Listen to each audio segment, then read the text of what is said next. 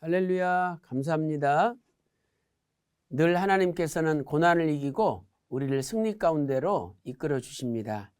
오늘은 구속사의 두 흐름, 삶의 방식의 결과에 대하여 살펴보도록 하겠습니다. 오늘의 생명 양식은 유다서 1장 11절입니다. 화 있을진저 이 사람들이여 가인의 길에 행하였으며 삭슬 위하여 발람의 어그러진 길로 몰려갔으며 고라의 폐역을 좇아 멸망을 받았도다. 이는 하나님의 말씀이니라. 아멘. 가인 계열과 셋 계열의 족보는 삶의 방식이 다르다고 살펴보았습니다. 자, 그 다른 결과는 어떻게 될까요? 먼저 가인 계열 족보의 삶의 방식의 결과를 보도록 하겠습니다. 창세기 족보 259페이지에서는요, 이렇게 정리하고 있습니다. 가인 계열의 길은 자기 분야에서 성공한 결과 일시적으로 돈과 명예와 권력을 거머쥐고 인기를 받았을지는 모릅니다. 그러나 성경은 아무리 화려한 인생을 살아도 가인의 길을 걷는 자들에게는 결국 화가 있다라고 말씀하고 있습니다. 자, 화가 있는데 구체적으로 내용이 무엇입니까?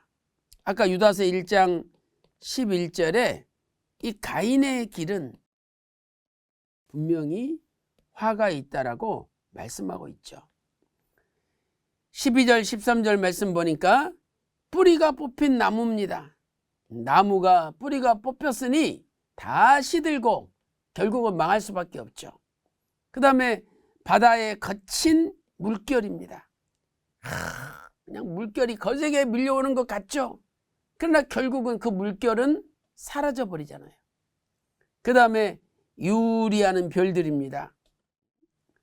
별이 제 궤도를 따라 움직여야지 궤도를 떠난 별은 결국은 멸망받게 돼 있는 거죠. 유다서 1장 12절 13절 보세요. 저희는 기탄 없이 너희와 함께 먹으니 너희 애찬에 암초요. 다 서로 맛있는 거 먹으면서 친교하는, 또 하나님 앞에 거룩한 성례를 행할 때 다 암초와 같은 존재들입니다. 또 자기 몸만 기르는 목자죠. 바람에 불려가는 물이 없는 구름입니다. 또 죽고 또 죽어 뿌리까지 뽑힌 열매 없는 가을나무죠. 13절 말씀 보니까 자기의 수치의 거품을 뿜는 바다의 거친 물결입니다. 그리고 마침내 영원히 예비된 캄캄한 흑암, 이건 지옥을 가리키지 않습니까? 영원히 예비된 캄캄한 흑암에 돌아갈 유리하는 별들이라, 이렇게 말씀하고 있습니다. 아니, 무슨 하늘에 떠 있는 별들이 지옥에 가겠습니까? 다, 야, 저 사람 별과 같은 사람이야? 세상에서 유명한 사람도 다 스타 별이라 그러지 않습니까? 이런 세상에서 높이 올라가고 뛰어난 사람들이 하나님 뜻과 상관없을 때 다 지옥 가는 거죠. 두 번째는 잎사귀가 마른 상수리 나무요, 물이 없는 동산입니다. 동산에 물이 없으면 모든 산천 초목이 다 결국은 죽게 됩니다. 이사야 1장 30절에 있죠.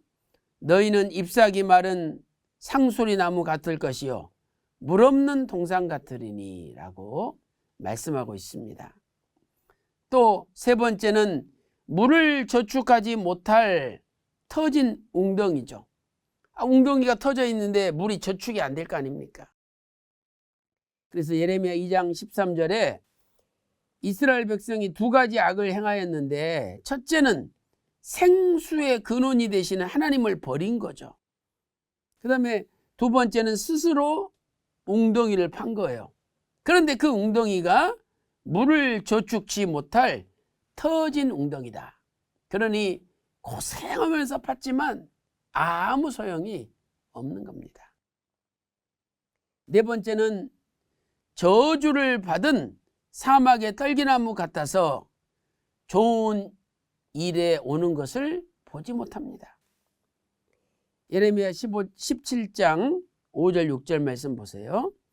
나 여호와가 이같이 말하노라. 무릇 사람을 믿으며 혈육으로 그 권력을 삼고 마음이 여호와에게서 떠난 그 사람은 저주를 받을 것이라. 그는 사막의 떨기나무 같아서 좋은 일에 오는 것을 보지 못하고 광야 간조한 곳 건건한 땅 사람이 거하지 않는 땅에 거하리라. 이렇게 말씀하고 있습니다. 사막의 떨기나무는 언젠가는 말라 삐뚤어져서 죽게 되는 거죠. 반면에 셋 계열 족보의 삶의 방식의 결과는 어떻게 됩니까? 한마디로 좋은 거죠. 첫째로 늙어도 결실하며 진액이 풍족하고 빛이 청청합니다. 시편 92편 12절에서 14절 말씀 보세요. 의인은 종려나무같이 번성하며 레바논의 백향목같이 발육하리로다. 그 이유는 하나님의 집에 심겼기 때문이죠. 우리 하나님의 궁정에서 흥왕하리로다. 14절 늙어도 결실하며 진액이 풍족하고 빛이 청정하다라고 말씀하고 있습니다. 이 하나님의 집이 오늘날 교회가 아니겠습니까? 그래서 우리가 교회를 사랑하고 교회에 뿌리를 내릴 때 우리 인생은 빛이 청청하고 하는 일마다 잘 되게 돼 있는 거죠. 두 번째로 더위가 와도 가뭄이 와도 결실이 그치지 않습니다. 예레미야 17장 7절 8절 말씀 보세요. 그러나 여호와를 의지하며 여호와를 의뢰하는 그 사람은 복을 받을 것이라. 그는 물가에 심기운 나무가 그 뿌리를 강변에 뻗치고 더위가 올지라도 두려워 아니하며 그 잎이 청정하며 가무는 해에도 걱정이 없고 결실이 그치지 아니함 같으리라. 이렇게 말씀하고 있습니다.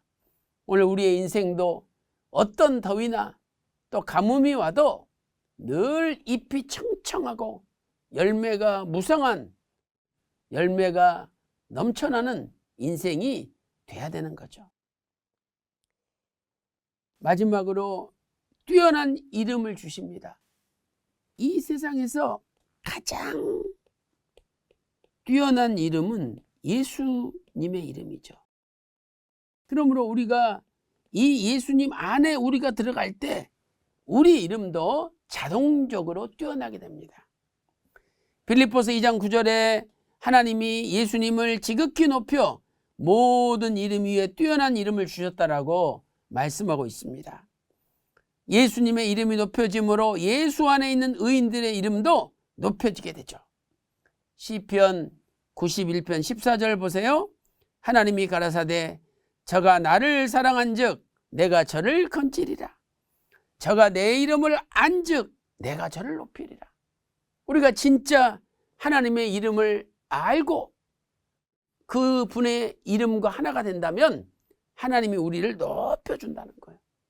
오늘 또 지극히 높으신 이름 예수님 안에 거함으로 우리 이름도 이 세상에서 하나님의 은혜 가운데 높이 올라가시기를 주님의 이름으로 축원합니다.